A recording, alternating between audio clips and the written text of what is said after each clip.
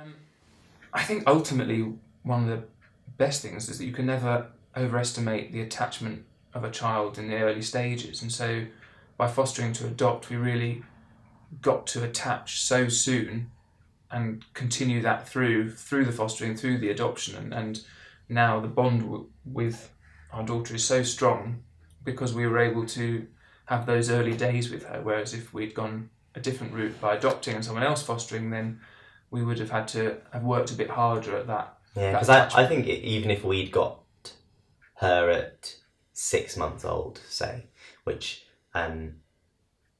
obviously is still really young, I think even had she been fostered somewhere else for those first 6 months, so much happens.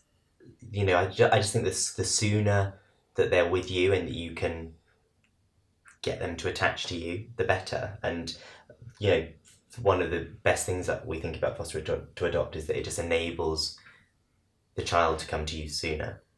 I think it's great that you have a continuation of support through a process that you're very much in throughout. It's almost like cutting out the middleman in that you have your social worker and they understand the situation. There's not another person involved. So your social worker, your child's a social worker, and you're very much in it together, and you see that through. And I think that's been really beneficial for us to know that that support's there all the way through the fostering, through the adoption. And it's been really useful to know that's available. Yeah. And there isn't another set of people to deal with, because there's already a lot of things going on when you're adopting and fostering. It can be quite overwhelming. So to know that that continual support is there is really great. Yeah, because, we had our social worker and our daughter had her social worker, but it didn't sort of feel like lots of separate people. It sort of felt like a group of people working towards a common goal, I guess. But, since we adopted her, obviously the kind of hands-on people in your life all the time thing dies away, but which is right. I think you feel ready for that. You feel ready to do it on your own. But, firstly, it's really nice to know that, we have seen our social worker and her social worker since then. They are available to us if we want them to be. There's foster to adopt support groups. It's about the adults, the parents, and the children realising that this is absolutely normal and we're all in it together, kind of thing. Yeah, and I think it's nice to be able to meet up with a group of people who understand the same things. You don't have to explain. So it's really nice, to be able to go to a group where you don't have everyone knows. You're there because you've been through a foster to adopt process. So it's sort of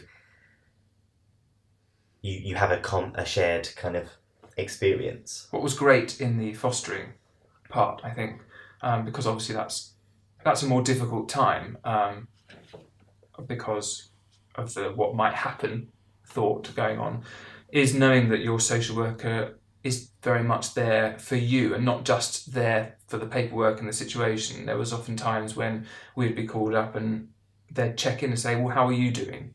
Because that was equally important to the process, because it was you get into a bit of a mindset about going through the process, but it is difficult. And when you step back from it, you suddenly think, oh gosh, yes, that was quite a difficult time. And so I'm glad that there was somebody there to support us through that, because I think that's really important and can get overlooked sometimes, that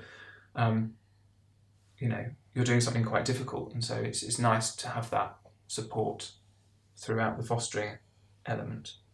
There was a big celebration day,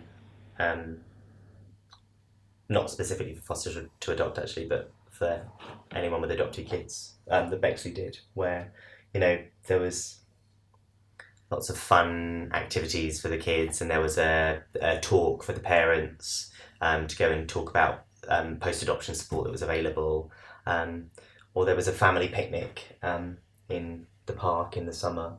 That again is just about bringing you together with a group of people who have a shared experience, I guess. Yeah. And all those things are really helpful. I think you don't necessarily appreciate how helpful they are to just to meet people who know what you're talking about. Yeah, and you might not go to them all the time, but I think knowing that they're there and then knowing that there's something that's on offer is really valuable. In terms of support as well, obviously, when you're introduced about foster to adopt, you get training to start with, so you're not just thrown in, this is what you're going to do, here you go, this is where it's going to go.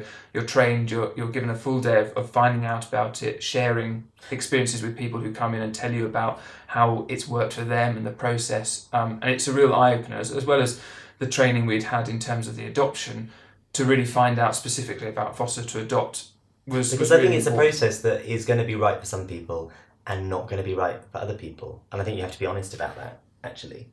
And that's what the training does, is it allows you to think, okay, is this setup right for me?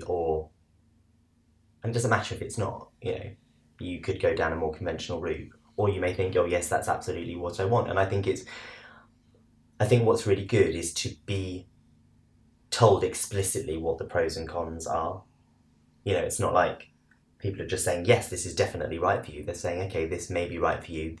These are the advantages, these are the disadvantages. And I think that's what we found. Yeah. That's what we found useful. And for us, the advantages outweighed the disadvantages. It was something that we felt absolutely this was right for us. And yeah, I now wouldn't have wanted it any other way. No. Definitely. Because originally it's something that we'd ruled out, actually. We said, oh no, we don't want to do that. And actually we realised that we didn't really know. We've kind of made a snap decision. We've made a decision about it without knowing very much about it. So I think the training is really useful. I think it's one of those things that probably everybody should go and do. That bonding, I think for me, it's been about the bonding that has been allowed to happen, and so it's made our connection to our child stronger, quicker. And so what might have been a difficult process was made slightly easier because of fostering to adopt. Well, you kind of think, well, I've just got to get on with parenting, whilst all of that. And so you put all your care and think, well, if the worst thing is that we're looking after you and caring for you while all this is decided, and we're loving you and giving you the support you need in this. Because I think we did say to ourselves that if she didn't stay with us, if she did go back to her birth parents, or that you just have to get yourself into a headspace where we've given her the best start that we could, and that she could have. That beginning of her life, we have really helped